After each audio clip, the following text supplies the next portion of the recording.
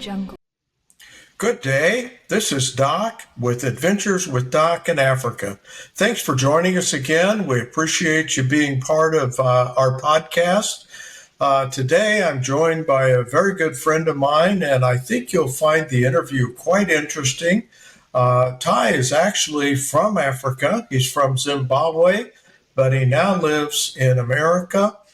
His parents were my neighbors back in Africa, and his dad was my best biking buddy for quite some time there. Ty's also a partner of ours in a new organization we just joined, One Child, which is our child sponsorship program that we have. So I think you'll find hearing his stories of growing up in Zimbabwe quite interesting. Ty, would you join us and introduce yourself? Thank you. Hey, Doc, so good to be with you and everybody listening. What an honor. Yeah, as reflecting back on our time, I think it was last November, back in Africa there with you for a little bit. And I do get to travel back to Africa quite a bit, but it is special being close to home, close to Zimbabwe. We weren't quite there, but you and your area are specifically close to Zim and very close to my heart. So yeah, but my name is Ty, like Doc said. I work for an organization called One Child. We're a global community of child champions serving children around the world holistically, predominantly through the local church. I've been with One Child 16 years now and serve as the Vice President of Global Mobilization for the organization. So it is an absolute honor to do what I do, especially connecting back to Southern Africa, where I'm from. Well, most of our audience is from America. We have a few audience members from Africa as well. But I think our Americans are really interested to hear what it's like to grow up in Africa. Yeah, I was born in Africa. My parents were born in Africa. My mom was actually born in Zambia, and my dad was born in Rhodesia at the time, which was now obviously Zimbabwe. And my grandmother, my dad's mom, they were all born in Africa. So not a missionary kid who came over there, but we go back a couple generations. Actually, my grandmother passed away 2 years ago. She was living in London at the time at 92 years old. And her story was at 6 years old. She was in an ox wagon with 10 brothers and sisters, and her parents had sort of purchased some land in Zimbabwe, and they were living in the Cape Town area of South Africa, so quite an extreme distance. Right now, it would take about 4 hours to fly that, so, 24, 48 hours to drive. But and they left on a 6-month journey and went all the way up through, all the way to what's currently Zimbabwe now, and started farming. And then she tells a story that they were there, and obviously there was nothing. There was just this piece of land, and they started building a house. Her dad built a house for all the kids, and obviously his wife. And then he left and went 6 months back all the way down towards that Cape Town area, and got about 200, 250 head of cattle, and came all the way back. So he was gone for over a year. But that's sort of how on my dad's side of the family we got started in Zimbabwe, and it was through farming all those years ago. So and I was born in 1979. There was Zimbabwe obviously changed from Rhodesia to Zimbabwe in 1980 is when Zimbabwe gained its independence. So the life I knew growing up was Zimbabwe, and very, very proud to be a Zimbabwean. I've lived in the United States now, and we'll get to a little bit about that story, how I got here. But lived here for 26 years, and I don't think there's a day that goes by that I don't miss the country of my birth. But God has done incredible things to allow me to be here, but still obviously connected to Zimbabwe. Tell us if you have any interesting stories about that journey from Cape Town to Rhodesia that you heard about from your grandparents. Yeah, my grandmother, her brother, is actually writing a book about that, so I'm really looking forward to it. But she doesn't remember much. She was 6 years old, but she does remember, when life was hard, arriving in Zimbabwe at the time. And there were obviously a lot of people that were settling there and trying to establish community. There was no school structure or anything. There were a couple of missionaries and that type of thing. And really, they were there for a short period of time. And then she was sent off to boarding school, which was maybe, another 2, 3, 4 hours away, up in the Yeah. mountains close to Mozambique. So here she was, just in a new country, less than 10 years old, and they, living six months out of the year, going to boarding school, coming home for a short period of time, and then going back there. So that's how it was for a lot of kids in that particular time. And when I got to sort of my, educational years, we had a great educational structure in Zimbabwe. It was actually a blessing to be a part of. And I think if you go back over the years, Zimbabwe was really known for its strength in education. We were connected Oh, to, I've heard that. yeah, I've heard that so many times. It's even better than the structure in South Africa.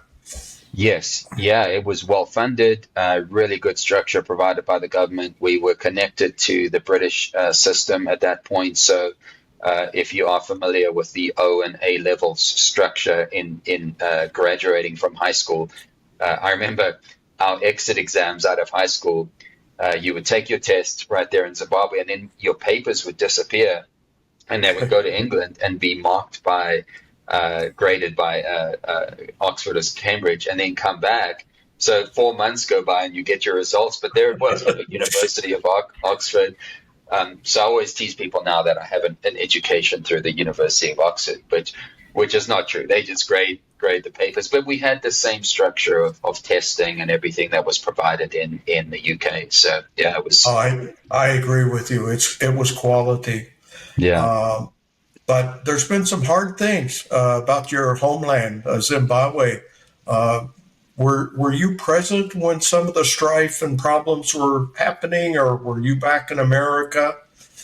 Yeah, so I left to come to the US in the year 2000, actually December of 1999. So when a lot of many of you will know, and if you go back in the stories from the early 2000s, there was land distribution and sort of a restructure with what the government was doing there with the farming communities. So I was at university in the US from 2000 to 2005 when a lot of that happened. But growing up, Doc, in Zimbabwe, we had a fantastic school system, like I've mentioned, and it just came to be that when I was 18 years old, looking for extended education, looking for university opportunities, I was like many of my friends and my peers.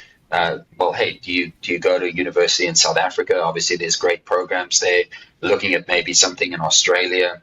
And my dad was connected to a number of ministries in the US. During those early years when I was younger, he was involved in working with a lot of nonprofits and churches. And there was a massive refugee crisis well, actually a war in Mozambique, which caused a refugee crisis. And you had hundreds of thousands of people that were fleeing Mozambique because of that war, and they were coming over the border, a mountain range, into sort of that eastern part of Zimbabwe. So they Wow. were everybody from the UN, the Red Cross, a lot of large nonprofits had heard about this crisis and were wanting to help. So my dad had a role in coordinating a lot of that for all of these ministries due to his experience. So um, I was, many times at the age of 4, 5, 6 years old over those years when it was really intense there. I was in an 18-wheeler truck with him, and we would drive 5 hours all the way towards Mozambique from where we were in Harare. And I'd end up in these really remote places, and there were hundreds of people and children everywhere. Maybe we can share some photographs that I'll send you. And we were delivering food. Well, my dad was delivering food with a variety of other people. And we'd stay out in these places for 2, 3 days and then travel back. So when it was school holidays or whatever it be, I'd go with him out there.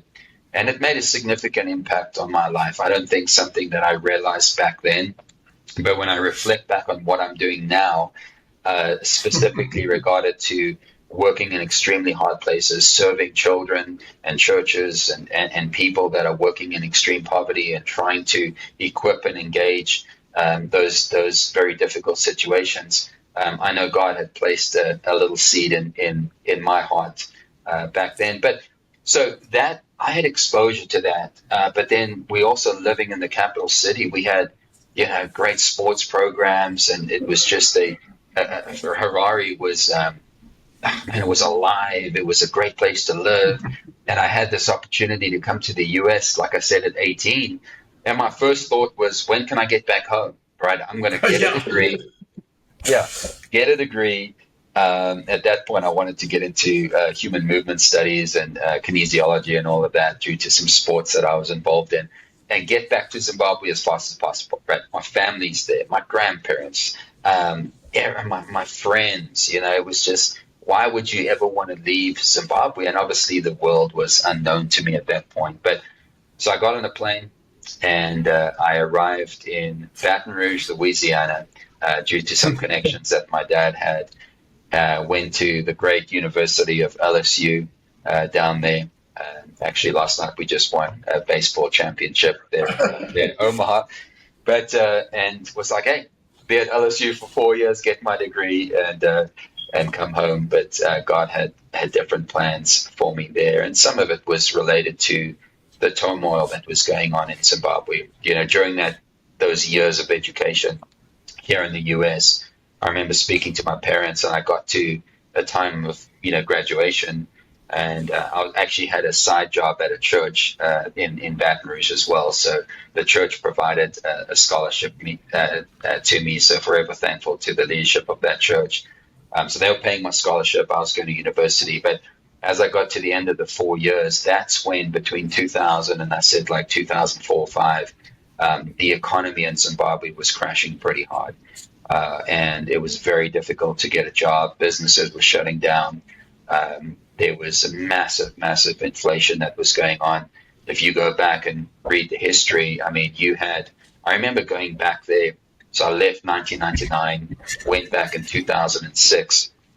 And in 2006, you had $100 trillion note, Zimbabwe dollar note. And that $100 trillion could not buy you much at all. So the inflation rates were in the thousands of percent and continue to grow. So that caused me to, there you have it. Yeah, $10 trillion. I mean, that was that time period, right? Between the 2000, 2010, just a lot of economic struggle happening. So I was here and graduated, and I was able to get a work permit through the church here in the US for 2 years. So got a work permit. I said, okay, I'll stay another 2 years. And I actually worked for the church, got into some communications role with them, and then got to the end of that 2 years and extended it for another 2 years.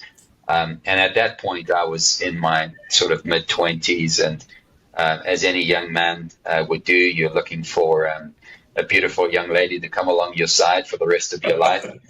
And that I met my wife at the church and at LSU in that 2006-7 range. So you're married to an American lady. I am. Yeah, we got married in 2009, and yeah, we actually came back to South Africa, close to where you guys are there, and got married, so we could be with my parents. But yeah, that's yeah, a lot happened within those years, but a condensed version of how I got to the United States.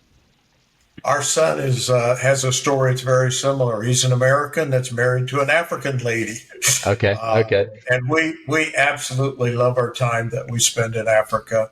And I love your dad. He is an amazing missionary and left an incredible legacy for you. And hopefully we'll get him on for a podcast here in the near future as well.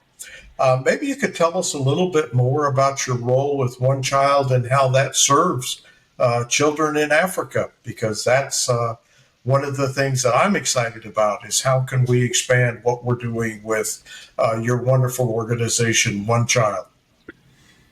Yeah, absolutely. When going back to that time in Zimbabwe when I mentioned what I was exposed to as a child and seeing extreme poverty, right? I mean, right up front and personal, and being a young boy at that time and not really understanding the world, and all of a sudden you're in an environment that is so different from your own. But it was close, right? Because it was home. I was like, man, this is happening right there in my country. And God brought that full circle back to me in about 2010. I was working for the church in Louisiana, like I told you. So I'd been with them for about 9 years. And they were a very missionally minded church. They were actually doing a lot of work in Southern Africa, Zimbabwe in particular. That's how we all got connected. So I was aware of, what the church was doing in Zimbabwe, but somewhat disconnected from it as well. I was in the communications role, and there was an opportunity that came up at an organization called One Child, which is based in Colorado. I'd never been to Colorado before.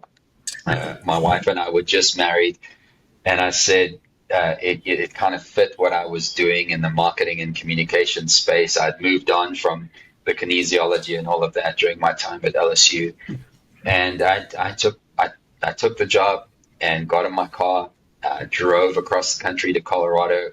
My wife was selling our first house at the time, and she moved about three weeks later. And I started my journey with One Child. And what drew me to One Child at the time was they were working in Southern Africa. But I remember being with the organization for 3 weeks, and I got on a plane to go to Haiti, and I was documenting the work that they were doing in Haiti, and there was a medical team there at the time. I got on a plane, I landed in Haiti, and right there, after all of these years of sort of separation and being in the US and university and just living in this phenomenal country, I was back in the midst of extreme poverty, right up front, close and personal in Haiti. A very, very emotional experience for me, and that was 2009. And here we are, 16 years later. I've traveled to over 17 countries that we work in as One Child. I've been to a majority of the local partners that we work with around the world. We're connected to over 370 local churches around the world in those specific countries. And those local churches, we did not start as an organization. They're existing there. We were connected to them through people that we know, our country directors or whatever it may be. But these are local churches that are committed to their community. They are serving the most vulnerable children and families within their countries. Our tagline as an organization is hope in hard places. And we truly do seek out some of the hardest places on our planet.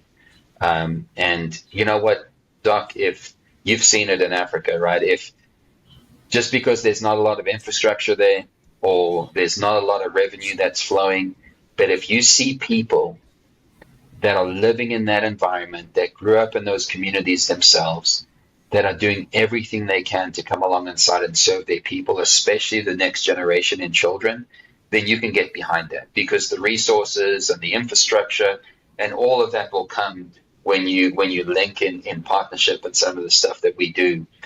So we seek out those particular locations, and then we look for partnership opportunities like with what we're doing with Blessman, and say, who here in the US, a church or, globally, who, obviously churches have a vision to serve the world, right? A biblical mandate Absolutely. to come alongside and the Great Commission. And how can we foster a partnership and connect the church deeply to what God is doing through long strategic partnership opportunities with that partner somewhere around the world, and let them walk alongside the vision of that local frontline leader. Yeah, and as I heard the history, One Child was started by Mark Buntain, I think. Is that accurate? Yeah, yeah. So our roots go back to the Buntains. Have started, gosh, in the 1950s, late 1950s, early 1960s. There in Calcutta, India. So Yeah. when you go to Calcutta now, I was actually speaking to somebody about this the other day. But there's a huge hospital there and a school, and that's where it got started, and it spread through that part of Asia. So we've got a footprint in Cambodia, in the Philippines. Nepal, Sri Lanka many, many years back, and then extended into Africa. So Kenya, Ethiopia, Zimbabwe, now with you guys there in South Africa, and then Latin America too, Honduras, Nicaragua, Haiti, Dominican, and some other opportunities in South America. But I think the essence of it is there are people like Blessman International who are doing incredible work around the world. And when you can come alongside and say, we call you guys, Doc, and your team in South Africa, child champions. And Yeah. how can we equip child champions living in some of the hardest places and serving in some of the hardest places and resource them to see those kids that they're serving thrive and who God's called them to be is the foundation of it all. Well, I'm excited about it. My wife and actually stayed in Mark and Hulda's home in Oh, Calcutta yeah, yeah, yeah. many years ago, and I visited the hospital he started and got a tour of Mother Teresa's operation there. And she loved Mark Montaigne. They worked together. In fact, whenever she would become ill, she always chose to go to Mark's hospital rather than one of the private hospitals because she wanted to go to Yeah, the hospital where her people went. And yeah, incredible roots that you have with one child. And we're very proud to be part of that and excited about the future.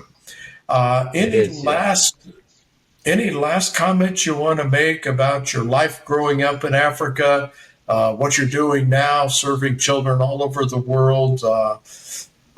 Anything that we've left out that is on your heart? Yeah, yeah, hard to capture.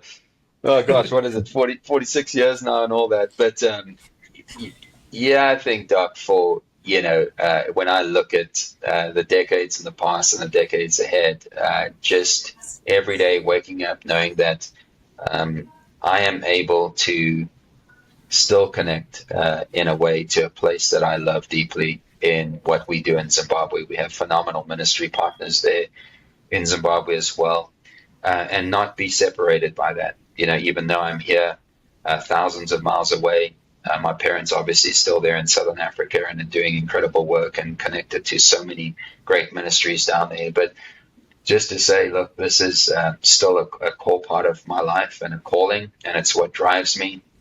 And then seeking out partnerships like what we have with Blessman International. And what I love about this approach is it's the Blessman International story, and God's doing incredible things through you. And it is an absolute honor for one child to come alongside and say, look, how can we leverage what we've learned over decades and decades and decades, like you said, going back, to what was started there in India, all of those resources and learning and people and incredible leadership globally, and come alongside collectively and say, okay, how can we form this community, this global community of people that are working in extremely hard places, but serving the local church who has an extreme passion for the next generation and the legacy. I was so, when we walked onto your property there and you were still building the church next to the school, and I know that you opened it Yeah. a couple months ago, I was like, what a beautiful sight to have a church right on the property, right there, so close to a school, where those kids now get to have a place where they get to experience God's calling on their life, right? Where He could whisper into their ears, into their hearts, and set them on a path. And if we were to go back there, Doc, or fast forward 40 years, what would that look like, right? How many of those students, their path would completely shift because there's a local church there and people that are. So that's our heart is, how can we equip those local champions that are serving those kids? So in 40 years, there's an incredible story of what God's done through that community. Yeah. Well, I Yeah. certainly love doing life with you and your family. I love your family. I love what you're doing with one child. And I'm so happy that God has caused our paths to cross. So thank you so Absolutely. much. And I look forward to a long relationship with you here in America and back in Africa. Amen. Thank you. Thank you, Doc.